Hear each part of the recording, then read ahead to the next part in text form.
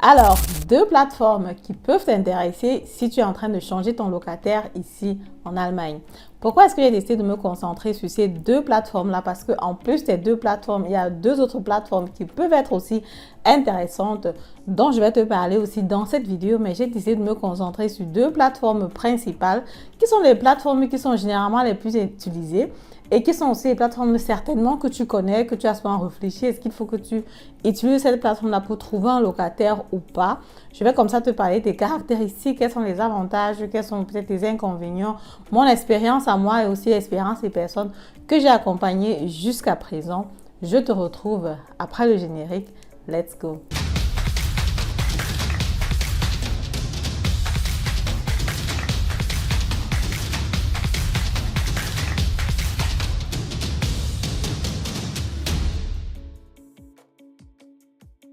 Alors, salut à toi. Si tu ne me connais pas encore, mon nom c'est Madeleine Ntedem. Je suis investisseur immobilier, entrepreneur dans le domaine de l'immobilier, auteur du livre Devenez millionnaire avec l'immobilier. Si le domaine de l'immobilier t'intéresse, si le domaine de l'immobilier te passionne comme moi, c'est que tu es ici au bon endroit. Je t'invite tout simplement à t'abonner à la chaîne et activer la cloche de notification pour ne plus rater le contenu que je partage très souvent. Là, actuellement, je suis à Francfort parce que hier, j'ai accompagné un de mes clients sur son acquisition immobilière. Si toi aussi tu remplis toutes les conditions pour acquérir un bien immobilier en Allemagne, tu peux me contacter pour que je te propose dans mon service accompagnement sur l'achat du bien immobilier. Ça va aussi de la recherche du bien immobilier, la qualification, le financement et aussi accompagnement naturellement chez le notaire. Et ce que je propose généralement comme gadget, comme bonbon pour les clients, c'est justement une sortie restaurant après la signature chez le notaire. Il reçoit naturellement son classeur qui va lui permettre de classer tous ses documents en bonne et due forme.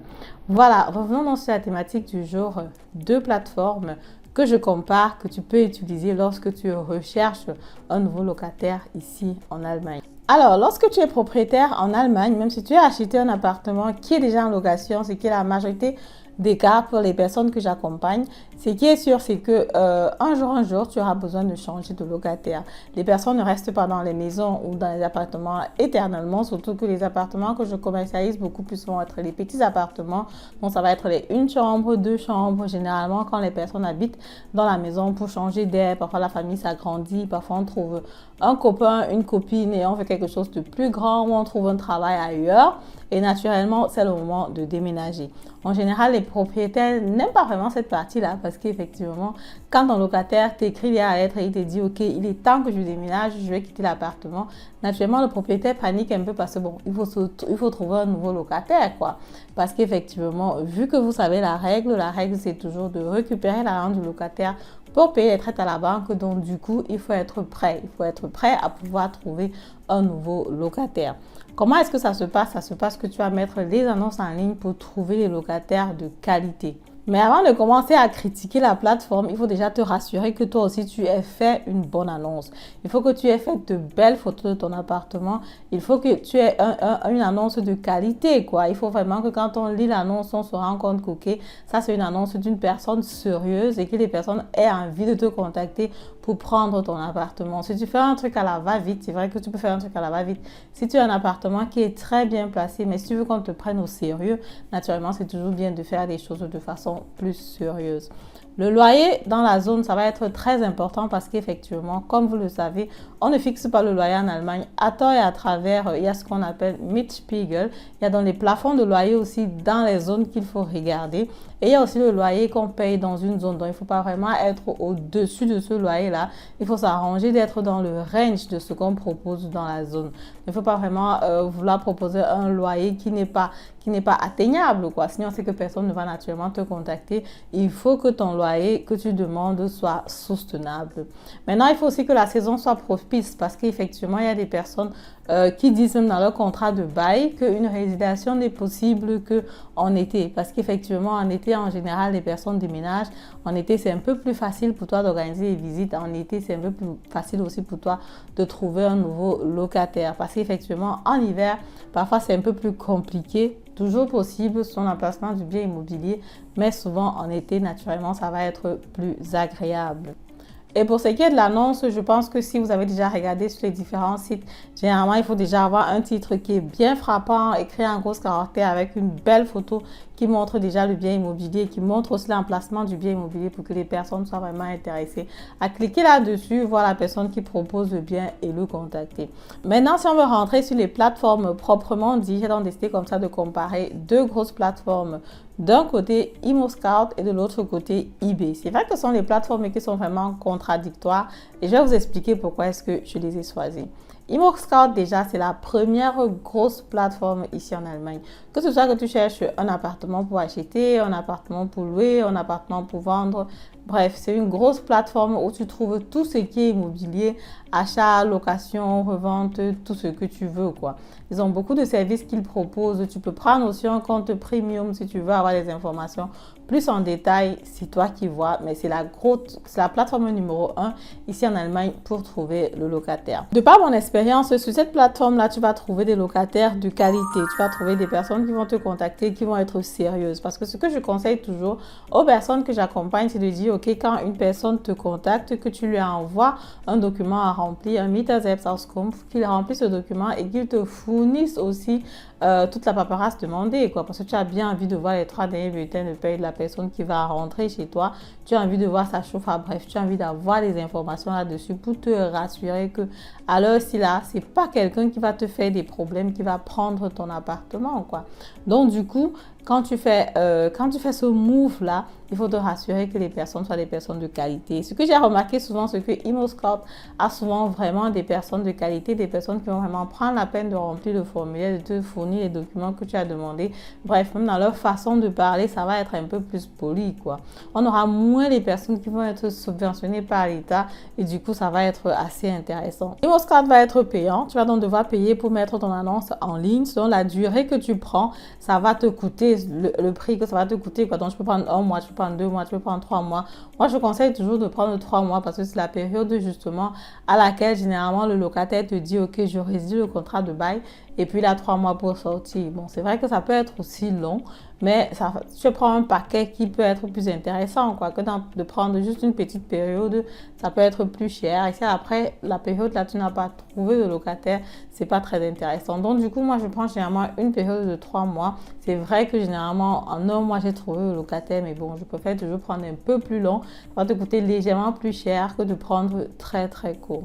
Maintenant, quand tu trouves déjà ton locataire et tout, c'est tranquille, quoi. Après, tu peux juste voir la résonance du marché par rapport à ton annonce. Et aussi, tu as la possibilité de choisir parce que plus ces personnes vont te contacter, plus tu auras la possibilité d'avoir le retour par rapport à ton bien immobilier, à ton appartement. Parce qu'en général, quand tu achètes un bien immobilier qui est déjà en location, toi, tu n'as pas forcément le feeling de ça, quoi. Tu n'as pas vraiment le retour de ça.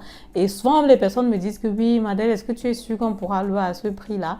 L'expérience a montré que chaque fois que des personnes que j'ai accompagnées, chaque fois que le locataire sort et qu'il met l'annonce en ligne, il met toujours un loyer qui est bien plus élevé que ce qu'il recevait par le passé.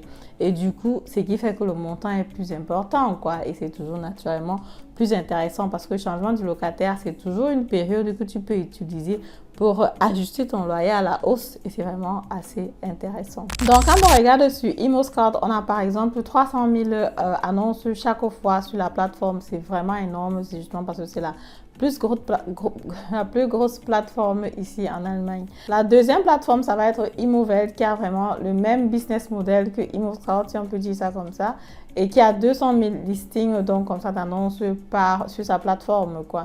Donc, créé en 2015, c'est aussi vraiment énorme.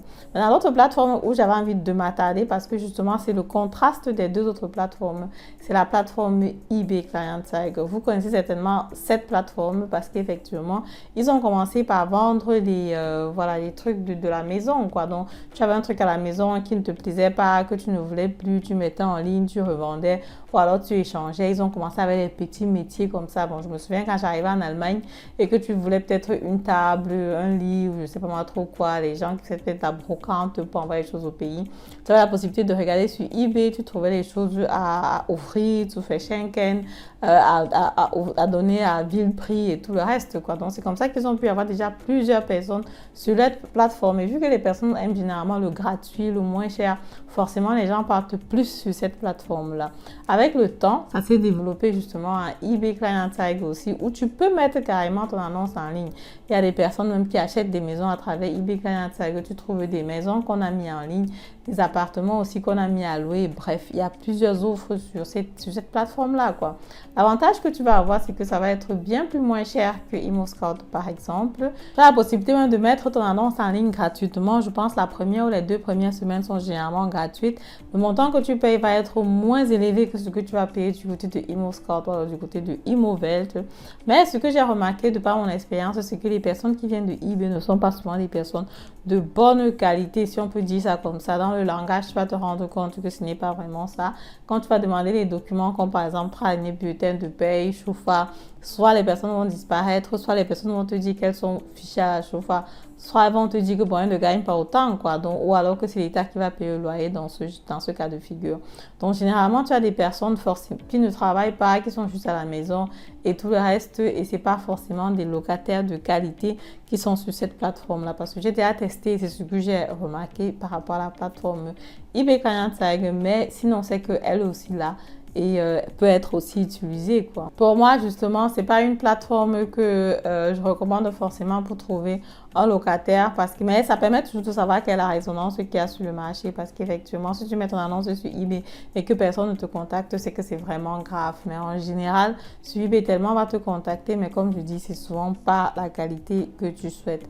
Si toi, tu as réussi à arriver jusqu'à ce niveau de la vidéo, c'est que j'ai donc comme ça une surprise pour toi. C'est une 3e plateforme qui est utilisée actuellement. Ça fait pas longtemps que j'ai entendu parler de ça. Je veux dire, dans le moment où je faisais moi-même les changements de locataire, je n'y l'utilisais pas. Je n'avais pas encore utilisé jusqu'ici. Mais actuellement, je la recommande beaucoup aux personnes que j'accompagne, quoi. C'est tout simplement OwnerMakler que j'ai découvert récemment. Donc, ce qu'ils font, c'est qu'ils font une agrégation de toutes les autres plateformes. Donc, ils synchronisent. Donc, quand tu mets l'annonce sur leur plateforme, ils vont les mettre la même annonce sur toutes les autres plateformes. Et du coup, tu as comme ça la possibilité d'avoir de différentes clientèles, quoi.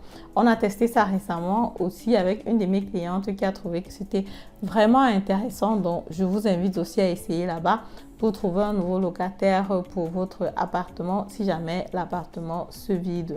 Donc, pour récapituler, on a donc différentes plateformes en Allemagne pour trouver un nouveau locataire. On a ImmoScout, on a Immowelt, on a eBay Kleinanzeigen pour ceux qui veulent, on a aussi OwnerMakler. Pour moi, ce sont des plateformes qui peuvent être utilisées. Tu peux regarder, comparer par rapport au prix. La plateforme eBay Kleinanzeigen, comme je disais tout à l'heure, je ne recommanderais pas forcément à cause de la qualité du locataire. Mais ce qui est sûr, c'est que quand ton locataire quitte l'appartement ou décide de résilier le contrat de bail, il faut que tu sois actif. Il faut que tu trouves un moyen de trouver le locataire parce qu'effectivement, ce sont les entrées du locataire que tu vas utiliser pour payer les traites à la banque. Et il faut être donc actif le plus rapidement possible parce que tu n'as pas envie d'avoir un mois de loyer qui va chômer parce que c'est pas vraiment intéressant. Voilà, c'est comme ça ce que je voulais partager avec vous dans cette vidéo. Si la vidéo vous a plu, comme d'habitude, je vous invite à me mettre un pouce en haut, commenter la vidéo, partager massivement la vidéo et on se dit à très bientôt pour la prochaine vidéo. Au revoir.